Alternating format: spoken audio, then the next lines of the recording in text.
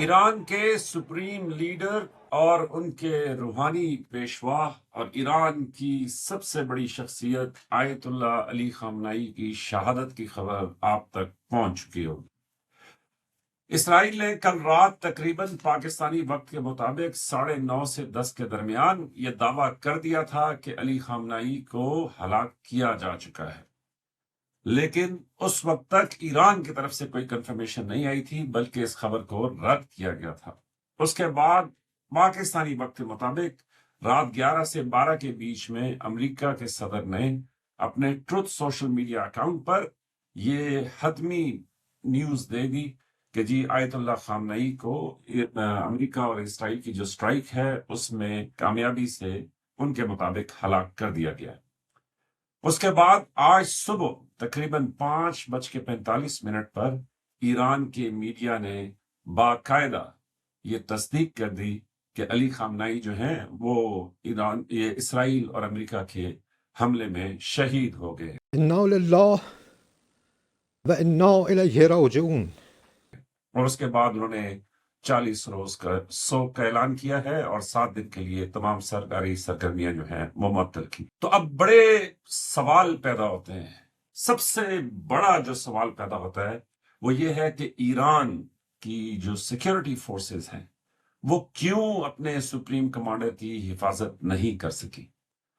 یہ سلسلہ جو ہے وہ 10-15 سال پرانا ہے، جس میں کئی بار اسرائیل نے نہ صرف یہ کہ چن چن کے ایران کی سینئر لیڈرشپ کو قتل کیا، بلکہ ہر بار کامیابی سے جو انہوں نے دعویٰ کیا وہ دعویٰ ان کا سچ ثابت ہوا۔ اور آپ صرف یہ دیکھیں کہ جی جو جون 2025 میں حملے ہوئے تھے اس میں ایران کے نہ صرف یہ کہ ریولوشنری گارڈ کے بہت سارے ملٹری کمانڈرز جو ہیں وہ شہید ہوئے، بلکہ ایران کے ٹاپ سائنٹسٹ جو نیوکلیر پروگرام سے ایسوسیٹ تھے ایک نہیں درجنوں اس میں ہلاک ہوئے۔ تو سوال یہ پیدا ہوتا ہے کہ ایران کی سیکورٹی فورسز جو ہیں وہ کیوں اپنے سپریم کمانڈر، مطلب باقی سب کو بھی شامل کریں لیکن سپریم کمانڈر کی حفاظت نہیں کر سکے۔ تو ایک جواب تو یہ ہے کہ جی بہت کامیابی کے ساتھ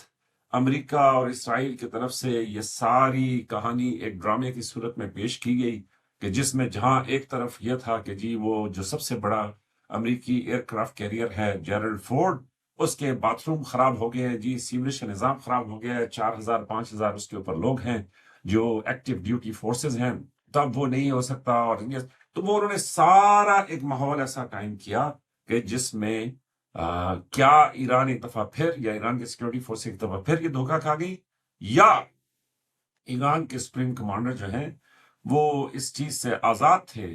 کہ جی حملہ ہوتا ہے یا نہیں ہوتا، میں شہید ہوتا ہوں یا نہیں ہوتا، لیکن میں نے اپنی روٹین اسی طرح جاری رکھنی ہے جس طرح میں نے اپنی روٹین جاری رکھنی ہے۔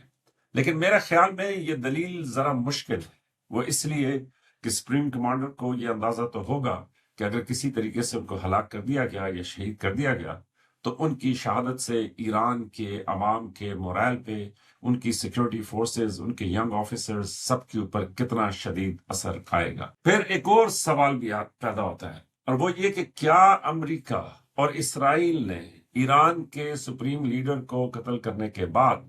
اپنا ہدف حاصل کر لیا ہے؟ کیا وہ اس جنگ کی کامیابی کو ڈکلیئر کر سکتے ہیں یا یہ ایک طویل جنگ کی ابتدا ہے؟ پھر ایک تیسرا سوال بھی پیدا ہوتا ہے کہ کیا ایران کی طاقت اور ایران کی جو اسٹریٹجک پوزیشن ہے کہ وہ جی آبنائے ہرمز کو بند کر سکتے ہیں، کیا یہ ساری باتیں کیا ایران رائی کا ڈھیر ثابت ہوا ہے؟ مطلب حقیقت میں ایران کے پاس اتنی طاقت نہیں ہے، لیکن اس کی وجہ سے ایران کی اس کے اوپر بھی سوال اٹھتا ہے کہ کیا ایرانی فورسز اتنی ہی طاقتور ہیں کہ جتنا ان کے بارے میں دعویٰ کیا جا رہا ہے۔ پھر ایک اور بات جو بہت امپورٹنٹ ہے اور وہ یہ، اسرائیل امریکہ کے پاس کیا ایسی ٹیکنالوجی ہے کہ جس کے ذریعے وہ ان کمانڈرز کو، ان لیڈرز کو ہر وقت ٹریک کر رہے ہیں اور باوجود کوشش کے کہ وہ ان سے بچنے کی بھی کوشش کریں پھر بھی امریکی اور اسرائیلی ٹیکنالوجی ان کو کامیابی سے ٹریک کر لیتی ہے؟ یا اس میں کلیدی فیکٹر ہیومن انٹیلیجنس کا ہے؟ وہ اس لیے کہ جب آپ کے اپنے لوگ آپ کے سسٹم سے، آپ کے طریقہ کار سے متنفر ہوں اور ان میں سے بہت سارے جو ہیں وہ امریکہ کے لیے، اسرائیل کے لیے ایک کریڈیبل ہیومن انٹیلیجنس کا سبب بنے، اور اس کی بنیاد کے اوپر امریکہ اور اسرائیل کو یقین ہو کہ جو وہ کر رہے ہیں وہ بالکل درست ہے، اور وہ اتنے لوئل بھی ہوں کہ پیسے لے کر وہ یہ کام جو ہے درست انداز میں کریں۔ کیوں کہ ان کا زور پیسوں کے اوپر نہیں ہے، ان کا زور اس نظام کو توڑنے کے اوپر ہے کہ جو وہ ہے۔ پھر ایک اور سوال جو میرے ذہن میں پیدا ہوتا ہے وہ یہ ہوتا ہے کہ یہ بھی ایک بہت بڑا سوال ہے کہ آپ کا تعلق دنیا کے کس قبیلے سے ہے۔ ایران ہمیشہ سے ایک آئسولیٹڈ، ایک اپنی ذات میں خوش، ایک علیحدہ سا ایک امپائر یا ایک ملک ہے، لیکن آپ دیکھیے تو صحیح کہ جی اسرائیل، امریکہ، نیٹو، یورپین ممالک، اس کے بعد Australia, New Zealand, Five Eyes, یہ سب کچھ انہوں نے تو اپنا ایک قبیلہ بنایا ہوا ہے، اور اس قبیلے میں ان کو ایک داد ضرور دیتا ہوں، وہ یہ کہ جی بڑا دلچسپ ان کا رد عمل ہوتا ہے۔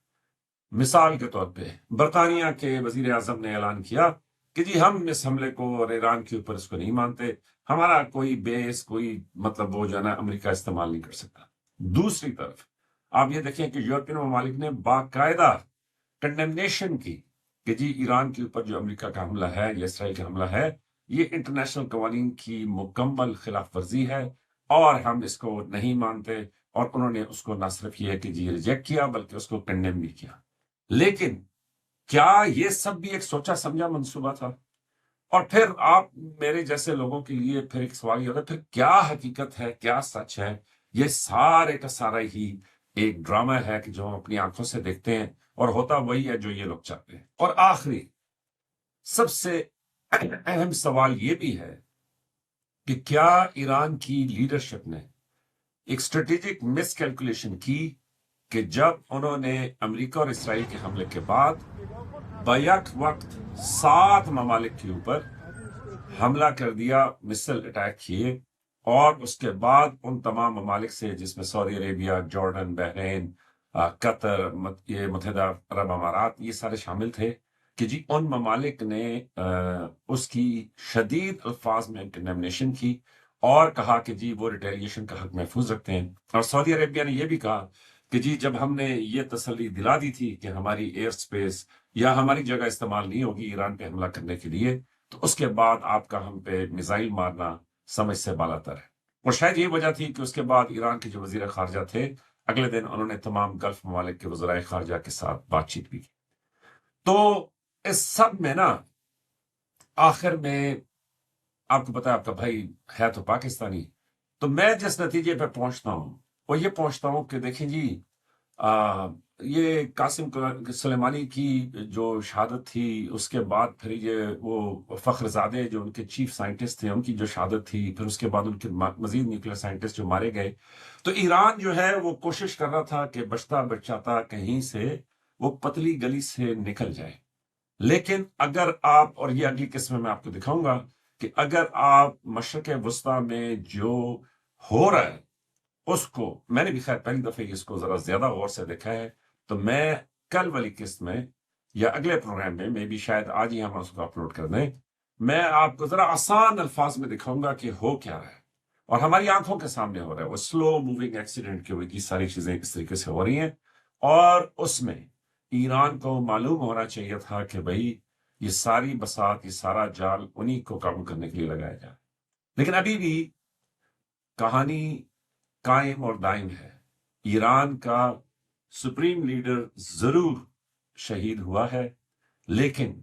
کیا اس کے ساتھ وہ سوچ، وہ ساری جو ان کی ایک اپنی آزادی اور اپنی اس کی سوچ تھی، کیا وہ بھی اس کے ساتھ ختم ہو گئی ہے؟ آنے والے دنوں میں یہی سب سے بڑا سوال ہے جس کو سب سمجھنے کی کوشش کریں۔ تو دیکھتے رہیے فوجی من موجی، میں ہوں آپ کا ہوسٹ میجر رضا۔ لائک، سبسکرائب اور شیئر کریں۔ آپ کی محبتوں کا بہت شکریہ۔